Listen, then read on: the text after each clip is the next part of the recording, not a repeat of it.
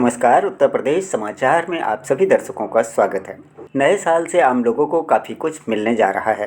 साथ ही कई चीज़ें होने जा रही है काफ़ी सस्ती। सरकारी नौकरियों की निकलेगी बाहर, यहाँ तक कि अब बहुरेंगे कुत्तों के भी दिन। तो आइए शुरू करते हैं आज के सभी प्रमुख समाचार ब्रेकिंग न्यूज। लेकिन उससे पहले यदि आप चैनल पर नए हैं तो चैनल को सब्सक्राइब कर लें और वीडियो को एक लाइक कर दें और अपने दोस्तों के साथ शेयर ज़रूर कर दें।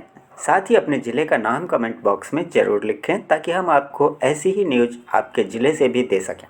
अब बढ़ते हैं आज की सभी बड़ी खबरों की ओर। साल 2020 सभी के लिए बेहद ख़राब रहा, लेकिन जानकारों का कहना है कि अब आप परेशान न हों, क्योंकि नए साल में सोना होने जा रहा है काफ़ी सस्ता। बहुतों का मानना है कि साल 2020 खराब रहा, लेकिन वहीं कुछ लोगों के लिए साल काफ़ी शानदार भी रहा। जहाँ तक पैसों की बात है तो ये बिल्कुल सच है कि आर्थिक रूप से ये साल घातक साबित हुआ है। इसकी इकलौती वजह है कोरोना महामारी। महामारी के दौरान सोना अपने सर्वोच्च शिखर पर जा पहुंचा था, लेकिन मौजूदा हालात में कीमतों में भारी गिरावट आई है। जानकारों के मुताबिक सोना काफ़ी सस्ता होने जा रहा है। मौजूदा हालातों को देखते हुए विशेषज्ञों का कहना है कि अगर नए साल तक वैक्सीन लॉन्च हो जाती है तो सोने की कीमतें 45,000 रुपये तक लुढ़क सकती है। और कोविड-19 वैक्सीन की खबरों के बीच सोना चांदी सस्ता हुआ भी है। नए साल में जब कोरोना के टीके लगने शुरू हो जाएंगे तब लगभग पहले जैसी ज़िंदगी सामान्य चलने लगेगी और लॉकडाउन वगैरह भी नहीं रह जाएगा, जिससे अर्थव्यवस्था में भी भारी सुधार देखने को मिलेगा और सोने का भाव भी पहले जैसा हो जाएगा, ऐसा मार्केट एक्सपर्ट और जानकारों का कहना है। तो यदि आप भी सोना खरीदने की सोच रहे हैं तो कुछ समय और इंतज़ार कर लीजिए ताकि आपको अच्छा मुनाफा मिल सके। अब बढ़ते हैं अगली खबर की ओर। तो अगली खबर है, यूपी सरकार ने लिया है बड़ा फैसला। अब मनरेगा मजदूरों को भी मिलेगी पेंशन और मकान। उत्तर प्रदेश में योगी आदित्यनाथ की सरकार ने निर्माण श्रमिकों के कल्याण के लिए चलाए जा रहे 15 योजनाओं का लाभ महात्मा गांधी राष्ट्रीय ग्रामीण रोजगार गारंटी अधिनियम मनरेगा मजदूरों को भी देने का निर्णय लिया है।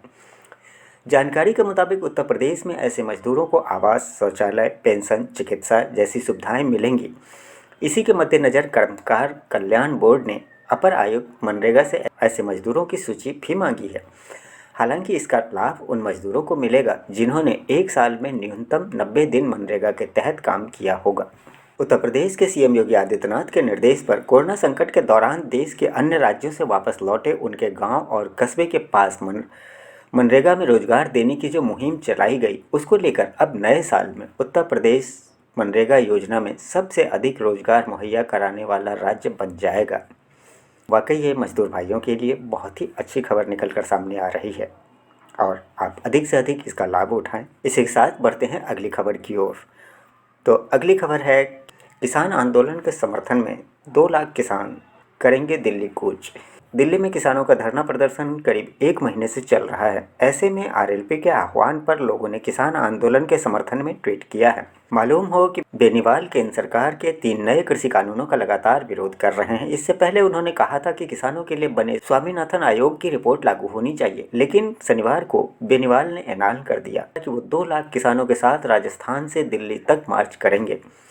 बेनीवाल का कहना है कि अगर केंद्र सरकार इन कृषि कानूनों को रद्द नहीं करती है तो वो एनडीए से अपने समर्थन जारी रखने पर भी विचार करेंगे। कृषि कानूनों को लेकर उन्होंने गृह मंत्री अमित शाह को एक पत्र भी लिखा था। और इसी के साथ बढ़ते हैं अगली बड़ी खबर की ओर, जो कि उत्तर प्रदेश से शादी योग्य लड़कियों के लिए निकल के आ रही है।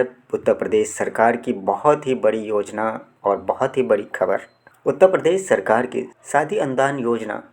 इसके तहत सभी शादी योग्य लड़कियों को मिलेंगे 51,000 रुपये। यूपी सरकार की बेमिसाल योजना, देखिए कैसे इसका लाभ आप भी उठा सकते हैं। उत्तर प्रदेश सरकार ने गरीब लड़कियों की शादी में मदद करने के लिए एक खास योजना शुरू की है। इसका नाम उत्तर प्रदेश विवाह अनुदान योजना रखा गया है। इस योजना के तहत शादी लायक लड़कियों को 51,000 रुपये की मदद दी जाती है। योजना का फ़ायदा उठाने के लिए लड़की की उम्र 18 साल या उससे ज़्यादा होनी चाहिए और जिस लड़के से शादी होने जा रही है उसकी उम्र 21 साल या उससे अधिक होनी चाहिए। इस योजना के तहत एक परिवार से 2 लड़कियां अनुदान पाने के लिए पात्र होंगी।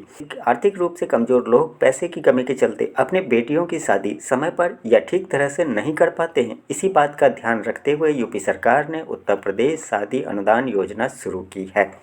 गरीब परिवार की बेटियों की शादी में आर्थिक मदद देने के लिए सरकार द्वारा समय समय पर कई योजनाएं चलाई जाती है। इन्हीं में से एक योजना है उत्तर प्रदेश सरकार की ओर से चलाई जा रही शादी अनुदान योजना। इस योजना के तहत शादी लायक लड़कियों को 51,000 रुपये की मदद दी जाएगी। बस आवेदनकर्ता के पास आधार कार्ड होना अनिवार्य है। आवेदनकर्ता को अपना आय प्रमाण पत्र दिखाना होगा। साथ ही जिन दंपति की शादी हो रही है उनका आयु प्रमाण पत्र होना चाहिए। आवेदनकर्ता के पास बैंक का खाता नंबर होना अनिवार्य है ताकि उन्हें अनुदान की राशि सीधे बैंक में मिल सके। आवेदन केवल शादी के 90 दिन पहले या फिर 90 दिन बाद तक ही किया जा सकता है। इस योजना के अंतर्गत लड़कियों को अनुदान के साथ चिकित्सा सुविधा भी प्रदान की जाएगी। और अब इसी के साथ बढ़ते हैं अगली खबर की ओर। तो कल से चलेगी बिना ड्राइवर के मेट्रो ट्रेन, पीएम मोदी करेंगे इसकी शुरुआत। सोमवार 28 दिसंबर से आप बिना ड्राइवर वाली मेट्रो ट्रेन में सफ़र कर सकेंगे। पीएम मोदी 28 दिसंबर को दिल्ली मेट्रो के मजेंटा लाइन पर भारत की पहली ड्राइवरलेस मेट्रो ट्रेन की शुरुआत करेंगे। देश में पहली बार metro train auto pilot mode पर चलेंगी। पीएम नरेंद्र मोदी 28 दिसंबर को देश की पहली पूरी तरह से ऑटो पायलट मोड चालक रहित मेट्रो ट्रेन को हरी झंडी दिखाकर इसकी शुरुआत करेंगे। सोमवार सुबह 11 बजे वीडियो कॉन्फ्रेंसिंग के जरिए दिल्ली मेट्रो के मजेंटा लाइन पर इस ड्राइवरलेस मेट्रो को शुरू किया जाएगा। ये ट्रेन जनकपुरी वेस्ट स्टेशन से उत्तर प्रदेश के नोएडा स्थित बोटेनिकल गार्डन के बीच चलेगी। दिल्ली मेट्रो के मुताबिक ड्राइवरलेस ट्रेन पूरी तरह से ऑटोमेटिक होगी। इसके चलते से किसी तरह की गलती की कोई संभावना नहीं रह जाएगी।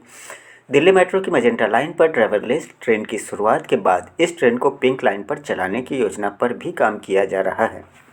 और अगली खबर निकल कर आ रही है कि अब देश में कुत्तों के भी दिन बहुरने वाले हैं। देसी कुत्तों को दिया जाएगा बढ़ावा। पीएम मोदी के आह्वान के बाद उठाया गया है ये कदम। स्वदेशी कुत्तों को प्रोत्साहित किया जाएगा। प्रधानमंत्री नरेंद्र मोदी की तरफ से मन की बात कार्यक्रम में वोकल फॉर लोकल के आह्वान के बाद अब स्वदेशी कुत्तों को प्रोत्साहित किया जाएगा।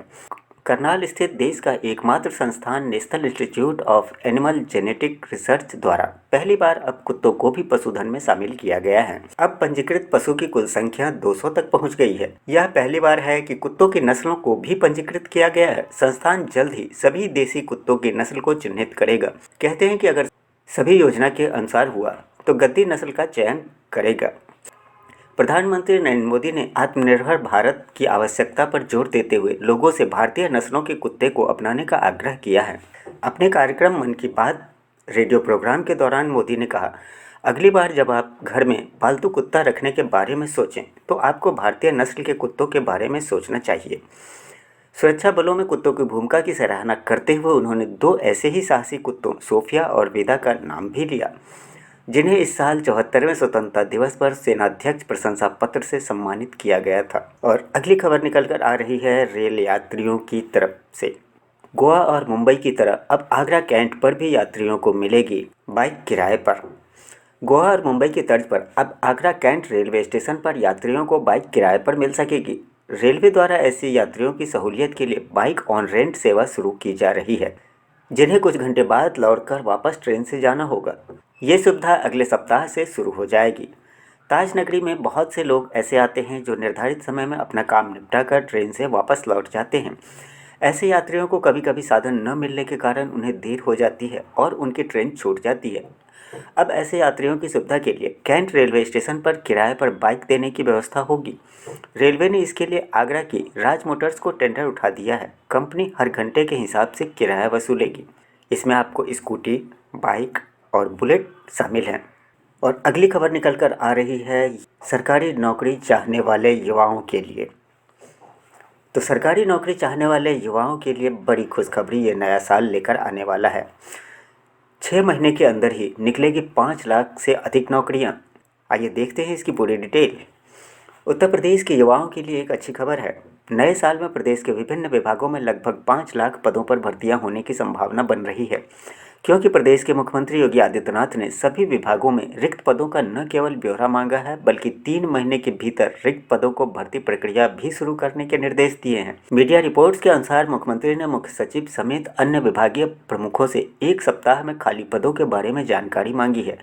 जानकारी के मुताबिक यूपी के सभी विभागों में रिक्त पदों को जोड़ लिया जाए तो यह आंकड़ा लगभग 5 लाख तक पहुंच जाएगा और इन पदों को आगामी 6 महीने में ही भरा जाना है। योगी सरकार का दावा है कि प्रदेश में अब तक 3 लाख से अधिक नौकरियां दी गई है। सरकार की तरफ से जारी एक प्रेस विज्ञप्ति में बताया गया है कि सरकार ने अब तक 3 लाख से अधिक नौकरियां युवाओं को दी है। और अब अगली खबर है बाइक चलाने वालों के लिए। उत्तर प्रदेश में अब गाड़ियों पर अपने जाति व धर्म लिखने पर लगेगा बैन और कटेगा चालान। आमतौर पर लोग अपनी गाड़ियों के नेम प्लेट पर जाट, यादव, गुर्जर, क्षत्रिय, राजपूत, पंडित, मौर्य जैसे जाति सूचक शब्द लिखवाकर चलते हैं, लेकिन अब ऐसा करने वालों पर सरकार सख्त कार्रवाई करेगी। यूपी सरकार अब जाति सूचक स्टिकर लगे होने पर गाड़ियों को सीज करने की कार्रवाई करेगी। साथ ही ऐसे वाहन मालिकों का चालान भी किया जाएगा। गाड़ियों पर स्टिकर के माध्यम से अपनी जाति को दर्शाना अब आपकी जेब भी खाली करेगा। यूपी सरकार अब इस चलन पर लगाम लगाने की तैयारी कर रही है। इस बारे में प्रदेश के सभी जिलों के परिवहन अधिकारियों को निर्देश दिए गए हैं। यह आदेश केंद्रीय परिवहन विभाग के निर्देश के बाद दिए जा रहे हैं। और अब अगली खबर की ओर बढ़ते हैं, जो कि है एक बुरी खबर बिजली के खंभों पर पोस्टर लगाने वालों के लिए। बिजली के खंभों पर अगर अब आपने पोस्टर लगाया तो भरना पड़ेगा भारी जुर्माना और दर्ज होगा मुकदमा। अपने या अपनी संस्थाओं के पोस्टर सार्वजनिक स्थानों पर बिजली के खंभों पर लगाने वालों को अब सरकारी भवन या बिजली के खंभों पर पोस्टर लगाना भारी पड़ेगा, क्योंकि आगरा नगर निगम प्रशासन अब ऐसे लोगों पर न केवल जुर्माना लगाएगा बल्कि मुकदमा भी दर्ज करेगा। नगर निगम प्रशासन ने यह फैसला उस वक्त लिया जब उसने देखा कि कोचिंग संस्थान, शोरूम और अन्य प्रतिष्ठान उसकी संपत्तियों को नुकसान पहुंचा रहे हैं। पोस्टरों से शहर की खूबसूरती भी छिपी जा रही है। बताया गया है कि जिस संस्थान या फिर कोचिंग सेंटर का पोस्टर लगा होगा उसे दोषी मानते हुए कार्रवाई की जाएगी। तो आप हो जाएं सावधान और ऐसा कदापि न करें। इससे शहर भी गंदा होता है और आपकी जेब भी खाली होगी, जो कि आप पे भारी जुर्माना के साथ ही केस भी दर्ज हो सकता है। इस बुलेटिन में बस इतना ही। मिलते हैं अगले बुलेटिन में। तब तक के लिए जय हिंद, जय भारत।